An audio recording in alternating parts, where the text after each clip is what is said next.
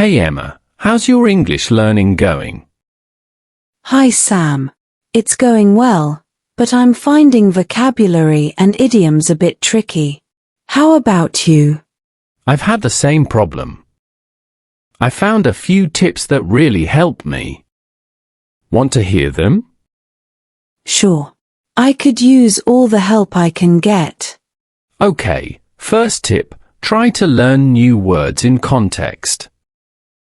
Instead of just memorizing a list of words, try to see how they are used in sentences. That sounds smart. Do you have an example? Yes, for instance, take the word meticulous. Instead of just knowing it means very careful and precise, read a sentence like, she is meticulous about her appearance.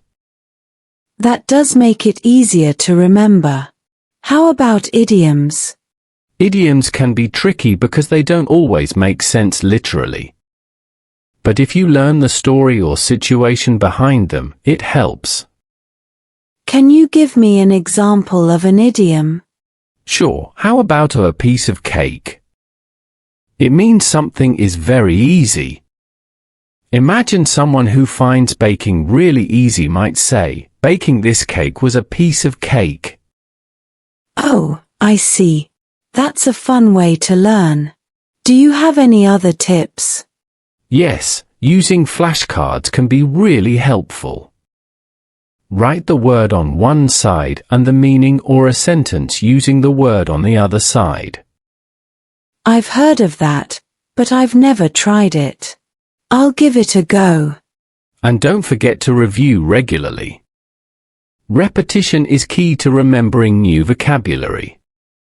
Thanks, Sam. These tips are great. I'll start using them today.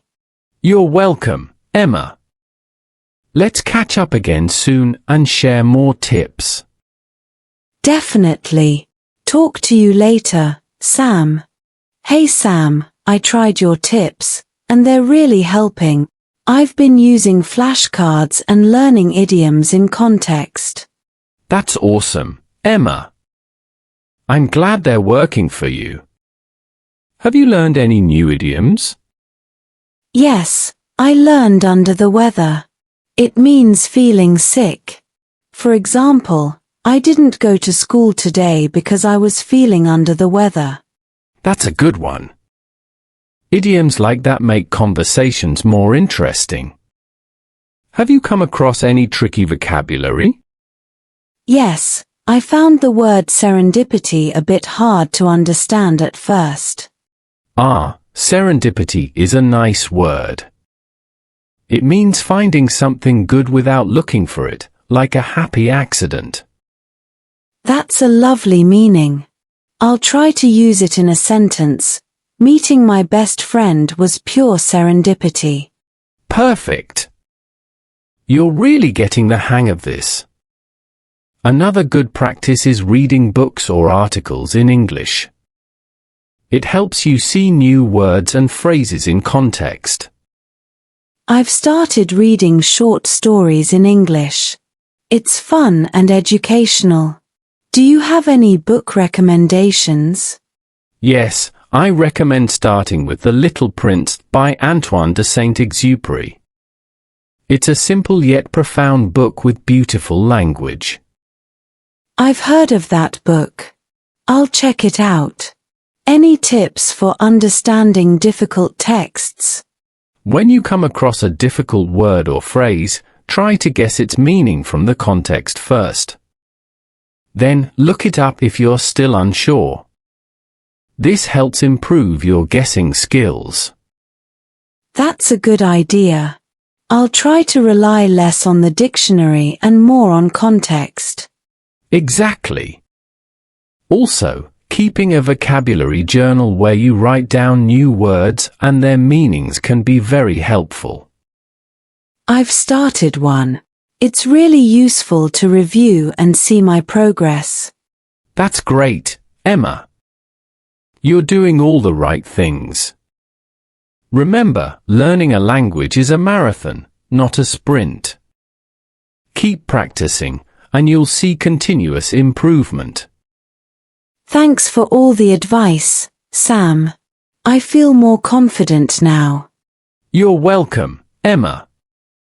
Anytime you need help, just let me know. Hi, Sam. I've been reading The Little Prince, and it's wonderful. The language is so poetic. I'm glad you like it, Emma. It's a great book for improving your English. Have you come across any new vocabulary or idioms? Yes, there are a few words and phrases I didn't know. For example, I came across the word ephemeral. Ephemeral means lasting for a very short time. It's used to describe things that are fleeting, like the ephemeral beauty of a sunset. That's a beautiful word. I'll remember that. I also found the phrase to tame interesting in the context of the book. In The Little Prince, to tame means to form a bond with someone, to make them special to you. It's a metaphor for building relationships. That makes sense. The fox's explanation about taming was quite touching. Yes, it's one of the most memorable parts of the book. Did you find any idioms?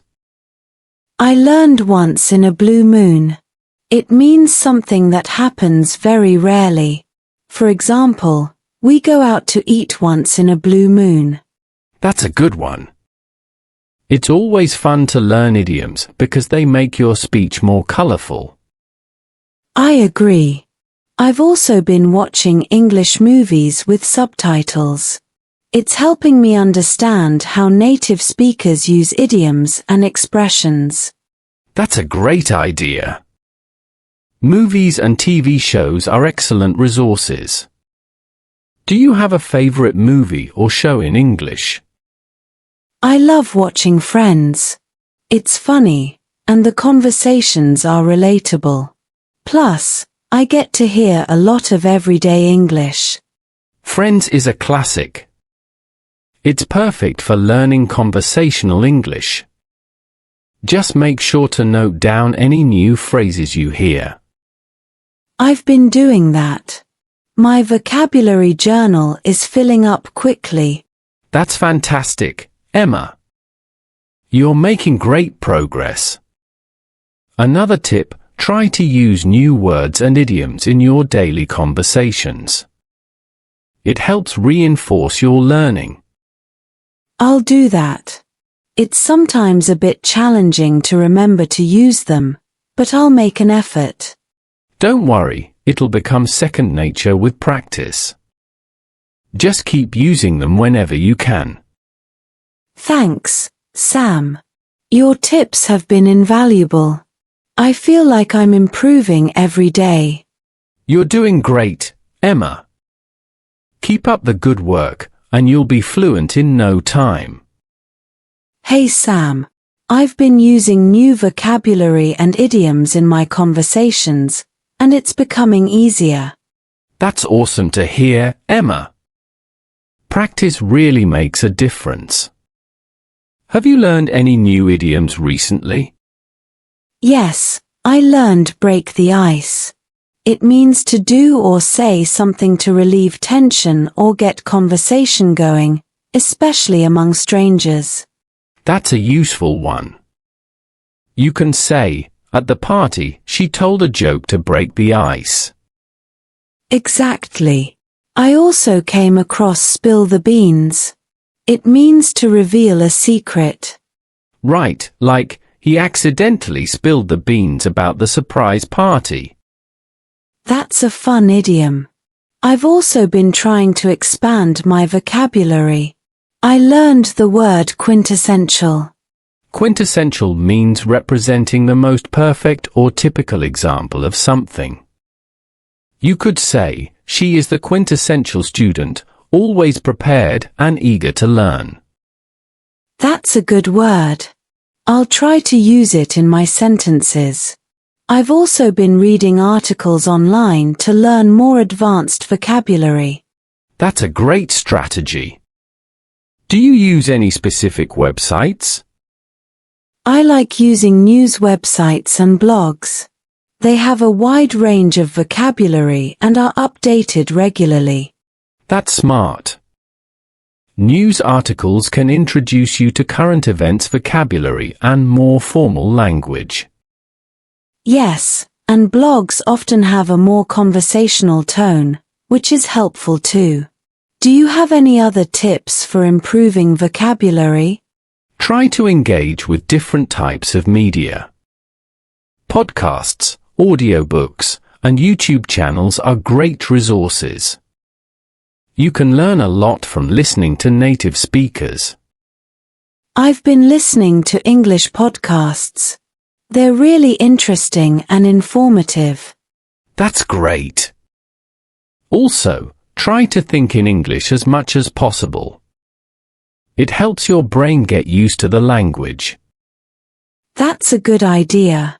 I'll start doing that.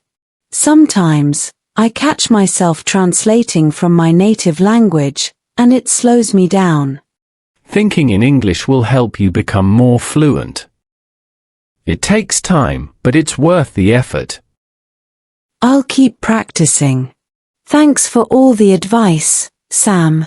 It's really helpful. Anytime, Emma. Keep up the great work, and remember, consistency is key. I will. Let's catch up again soon and share more tips. Definitely. Talk to you later, Emma. Hi Sam. I've been thinking in English more, and it's really helping. How have you been? Hi Emma. I'm good, thanks. I'm glad to hear that. Thinking in English can make a big difference. Have you learned any new words or idioms lately? Yes, I came across the word ameliorate. It means to make something better or improve it. That's a useful word. You could say the new policies were designed to ameliorate living conditions. Exactly. I also learned the idiom hit the nail on the head. It means to be exactly right about something. That's a great one. For example, when she said the team needed better communication, she really hit the nail on the head. Right. I've also been watching English TV shows without subtitles to challenge myself. That's a good challenge. It helps improve listening skills. Which shows are you watching? I've been watching Sherlock. The dialogue is fast, but it's good practice.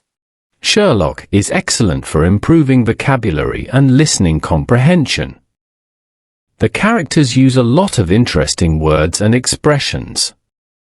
Yes, and I'm starting to catch more of the dialogue without needing subtitles. It's exciting.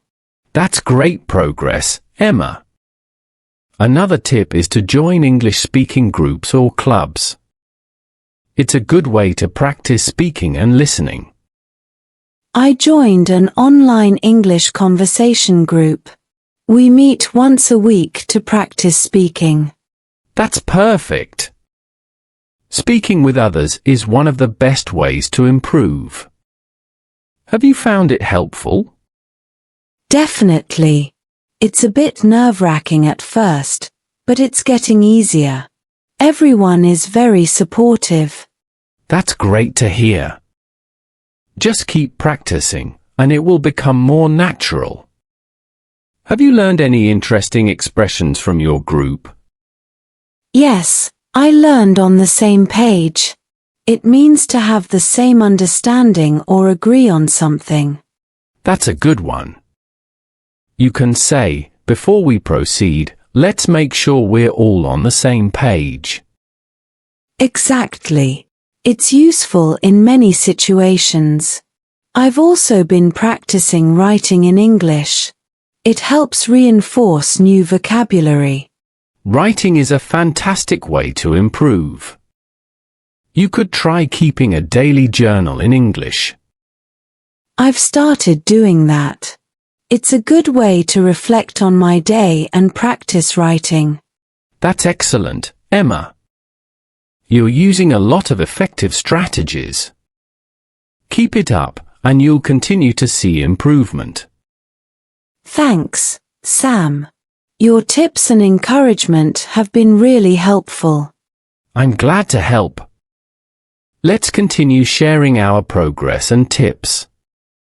We're both learning and improving together. Absolutely. Thanks again, Sam.